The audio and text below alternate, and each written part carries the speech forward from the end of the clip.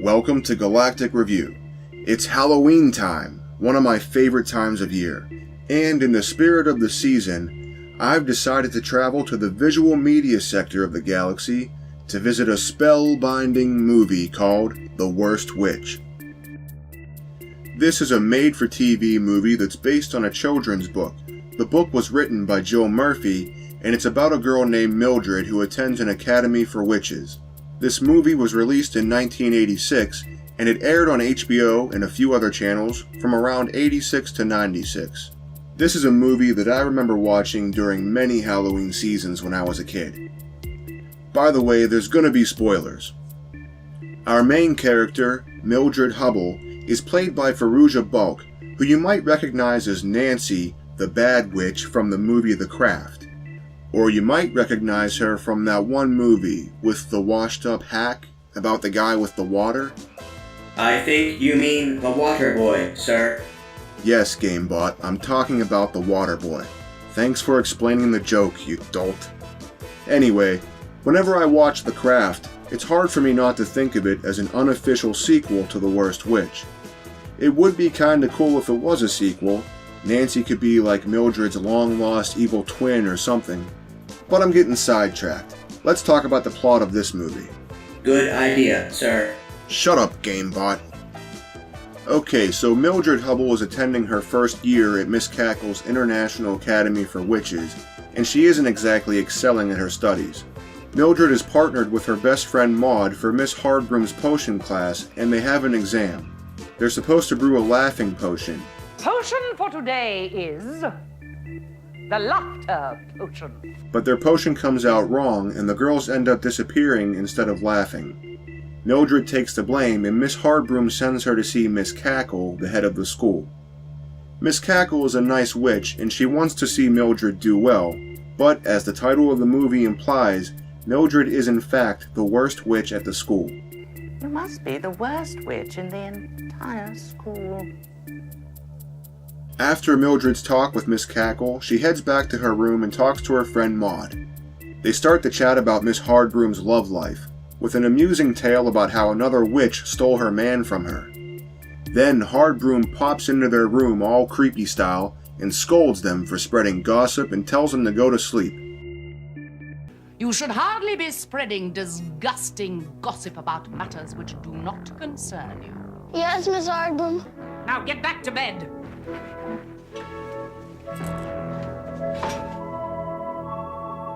Pleasant nightmares. Miss Hardbroom, or HB for short, is played by Diana Rigg, and she gives a delightfully witchy and entertaining performance in this movie. Sir, did you know that Diana Rigg was also in a James Bond film and in a TV show called The Avengers? Yes, GameBot, I did know that. Thanks for interrupting. The next day, Mildred is rushing to make it to the morning assembly on time, and she bumps into a brooding old witch who's complaining about the school song. This is our first introduction to Agatha, played by Charlotte Rae, who also plays Miss Cackle. Charlotte's performance as Miss Cackle is just fine, but since Agatha is Miss Cackle's evil twin sister, Charlotte's performance as the evil witch is a lot more fun. She even sings this silly, catchy little song, Agatha's own school song. Feed on it, Delilah. Scale a dragon, tooth of wolf, dropped into the bottomless gulf. Sir, did you know that Charlotte Rae was a comedian and also played Mrs. Garrett in Different Strokes and The Facts of Life? GameBot, if you don't stop reciting IMDb pages to me, I'm gonna use your parts to repair old Tiger Electronic handheld games. That actually sounds kind of fun, sir. There is something seriously wrong with you, GameBot. Anyway, back at the morning assembly, the girls get some amazing news about the Halloween celebration this year. The Grand Wizard has decided to come to their school. Sir, isn't the Grand Wizard a horrible racist? No, you idiot, not that kind of Grand Wizard. I'm talking about the magical, sexy, Tim Curry kind of Grand Wizard. This is a huge honor for Miss Cackle's Academy, and naturally all the girls are excited by this news. Makes me feel all squishy inside. Tim Curry makes me feel all squishy inside, too. That's totally gross, GameBot. I didn't even know robots could get all squishy inside. Ew. Before the morning assembly concludes, all of the girls are also given a kitten to be their familiar or pet. According to tradition, we present to each of the first-year girls her very own kitten. All of the kittens are black, as you would expect for a witch to have, except the last kitten is a tabby cat, and naturally it's the one Mildred gets. The girls are told to teach their kittens to balance on their broomsticks as they fly, but Mildred has her kitten ride in her satchel. Then Ethel, the mean, snobby witch who picks on Mildred, tattles to Miss Spellbinder that Mildred cheated by putting her kitten in her satchel. Please, Miss Spellbinder, Mildred Hubble was cheating. Her kitten was riding in her satchel. Mildred, come here. Miss Spellbinder says it's all right for the time being, and then we get some scenes with the witches flying around on their brooms with some amazing green screen special effects. Seriously, these green screen effects are almost as believable as that time when Wayne and Garth were in Delaware. Delaware? Hi. I'm in Delaware. Anyway, this scene mostly serves to further set up how much of the worst witch Mildred is, as we see she isn't very good at flying yet. And that bitchy witch Ethel makes fun of Mildred too, establishing Ethel as the bully for the story. Makes it sound so easy. It is, for anyone with half a brain. Pathetic Dumbo. Don't pay any attention to her. A few scenes later, Ethel pranks Mildred in the dining hall, embarrassing her in front of everyone at the table. Shortly after this, we see the girls picking teams for a game, and of course Mildred is picked last. The game they're playing is called Terror Tag, and the object is to make the girls on the other team scream by scaring them. Sir, this game doesn't seem to make much sense. How can you be legitimately scared if you're expecting people to try and scare you? I don't know, GameBot, you're right, the game doesn't make much sense, but who cares? It's not a real game, and we're not doing a game review here. This is a movie review. Now, where was I? Oh yeah, so the girls play this game, and Ethel actually cheats by using a mask to scare Mildred and win the game. She doesn't get in trouble for cheating though because she hides the mask quickly. Mildred gets fed up with Ethel's crap and threatens to turn her into a frog. Of course, Mildred can't seem to do anything right, and she turns Ethel into a pig instead. But all the other girls seem to get a good laugh out of it. Later in Miss Hardbroom's class, all the girls are swooning over a photo of Tim Curry, even Miss Hardbroom. After they settle down, Miss Hardbroom tells the class that they will be presenting a broomstick display for the Halloween celebration, which Tim Curry will be attending. Miss Hardbroom goes over the plans for the performance and informs the students that tryouts for the 8-witch team will be held on Friday. We shall begin in single file. Each of you sinking and rising in an undulating serpentine formation. Then we shall move seamlessly into a large V, reminiscent of wild geese in flight. Diana Rigg really knows how to choose some scenery in this movie, and it's fantastically entertaining. Okay, so then all of a sudden it's Friday and the tryouts are being held. Miss Hardbroom rates all of the girls and makes her selections. Naturally, Mildred isn't picked, but then it turns out that one of the girls that had been picked was hitting the laughing potion a little too hard and she can't perform. Where is Zoe Chantvestre? Please, Miss Harborough, she's in the infirmary. Miss Cackle says she's been at the laughter potion again. Hardbroom then recognizes that Mildred worked hard to try and improve her flying, and she actually gives her a chance and lets her take the open spot. Sir, did I miss part of the movie? I do not remember seeing Mildred working to improve her flying. No, you didn't miss anything, GameBot. This plot point just wasn't handled particularly well. It's a pretty short amount of time from when the broomstick display was announced to the tryout scene, and in terms of the time in the story, it couldn't have been more than 4 days. Seems like a pretty short amount of time for Mildred to improve so much. This would have at least been better if they had a short montage showing Mildred practicing. They could have easily cut 1 minute from the terror tag scene and 1 minute from the pig scene to give this plot point a 2-minute montage.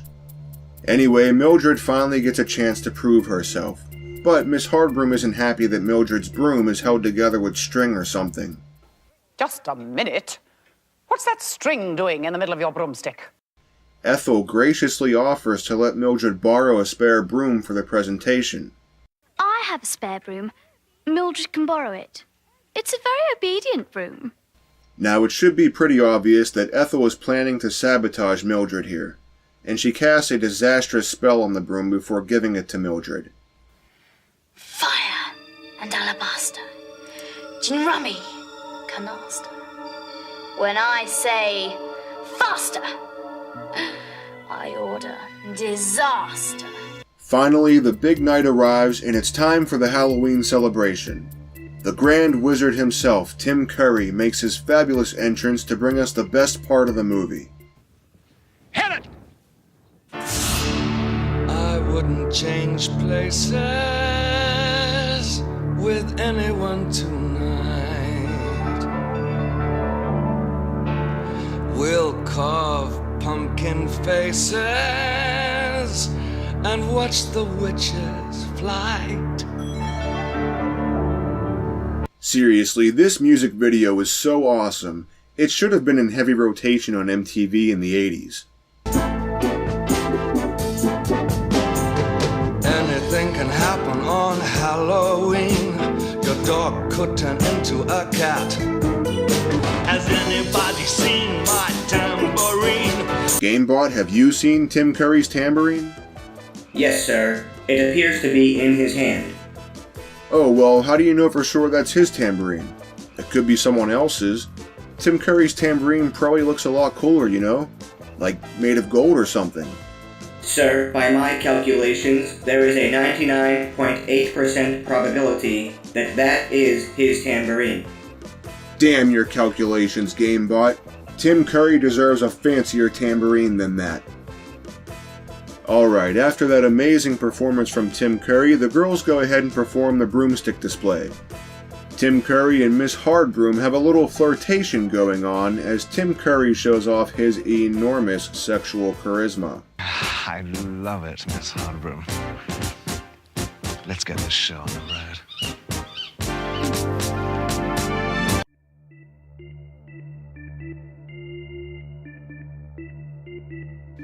During the broomstick display, Ethel activates the curse she put on Mildred's broom, and this causes all of the girls to crash out of the sky. Tim Curry is not amused, and he leaves to go find a sexier party. I've got a split. I've got another gig.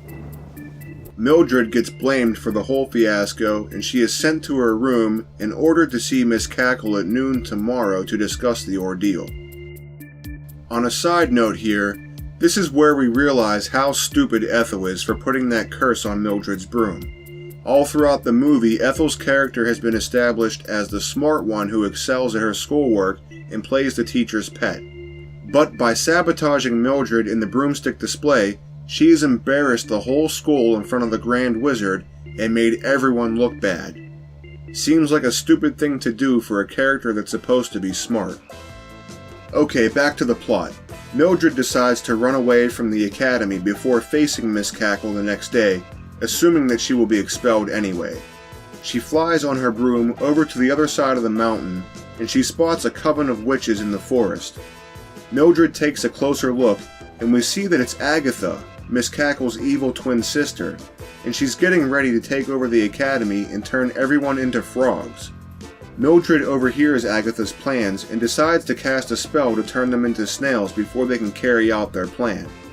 Agatha spots Mildred and honestly doesn't really do a lot to stop Mildred from casting her spell. This climax is pretty weak actually. Agatha stands there, firing buckshot spells around Mildred but not hitting her, just toying with her.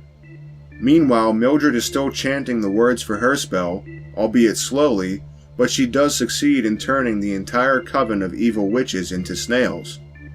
Now, don't get me wrong, I'm happy to see Mildred succeed and stop the witches, but this just doesn't make a lot of sense.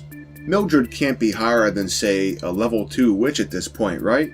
And you'd think Agatha has to be at least a level 12 witch, maybe higher. I mean, Mildred just doesn't have the experience points to be able to take on a whole coven of evil witches like that. According to her character sheet, sir, Agatha is a level 14 witch and a level 3 bard. A multi-class character, sir. Thanks for clearing that up, GameBot. I'm sure everyone was dying to know Agatha's made-up D&D stats. So yeah, that basically makes the main antagonist of this movie really weak. She isn't even really well established. I mean, we don't see her do anything bad in the movie aside from sing a song and do some scheming.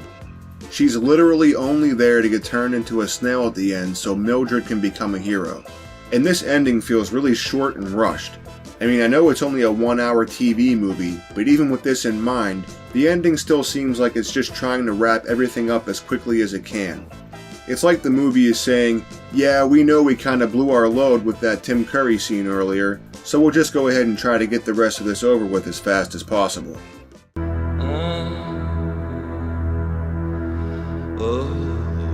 Come. Well, all that's left now is for Mildred to return to the academy with a box full of snails and tell Miss Cackle about the plot that she foiled. At first, Miss Hardbroom and Miss Cackle don't believe her story, but then Mildred describes the leader of the evil coven as looking like Miss Cackle. Miss Cackle then realizes the story is true and that her evil twin Agatha is one of the snails in that box. They ask Mildred to change the snails back. Mildred isn't sure if she can do it, but Miss Hardbroom shows some confidence in Mildred by assuring her that she is capable of turning them back. Of course you can, dear. I've been quite hard on you, Mildred. But I wouldn't have troubled if I hadn't always thought you had potential. This is kind of nice to see that now Miss Hardbroom finally has confidence in Mildred, and more importantly, Mildred can finally start to have confidence in herself. She turns the snails back to their original form, and Miss Cackle confronts her wicked sister. Shortly after this, Mildred's friend Maud tells her that Miss Cackle is waiting for her in the Great Hall. Mildred goes to the Great Hall to find the magnificent surprise that Tim Curry has returned to the movie to commend her personally.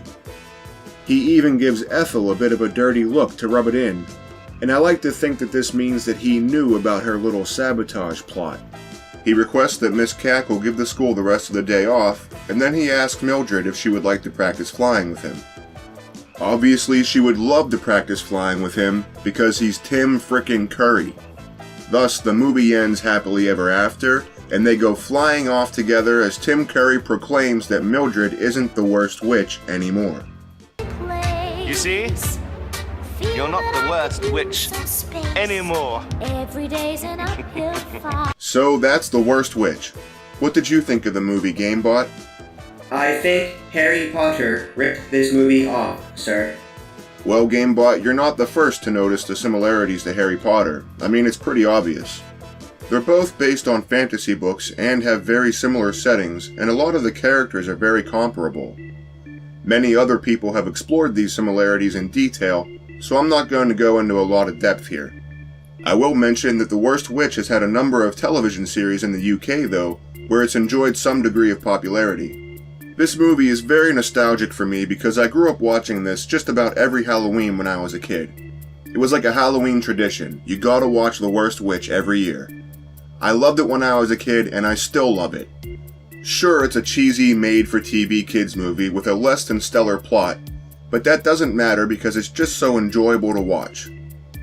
You could say it's just my nostalgia goggles. It is just your nostalgia goggles, sir. Shut up, GameBot. You could say that, but you'd be a fool to dismiss all the good stuff that's in this movie. I mean, you get some really fun performances out of most of the main cast, especially Charlotte Rae, Diana Rigg, Fairuza Balk, and of course, the great Tim Curry. These performances alone make the movie worth the watch, but on top of that, we also get some really good catchy songs and a good score. The music in this movie is seriously excellent. This movie has a few negatives, sure.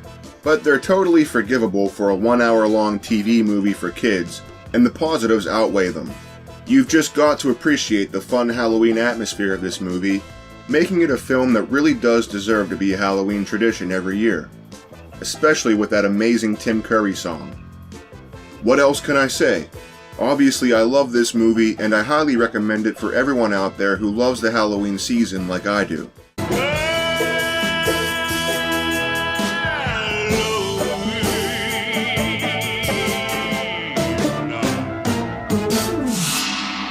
So I guess that pretty much wraps up this Galactic review. I want to wish everyone out there a happy Halloween, and I hope you get some good candy this year.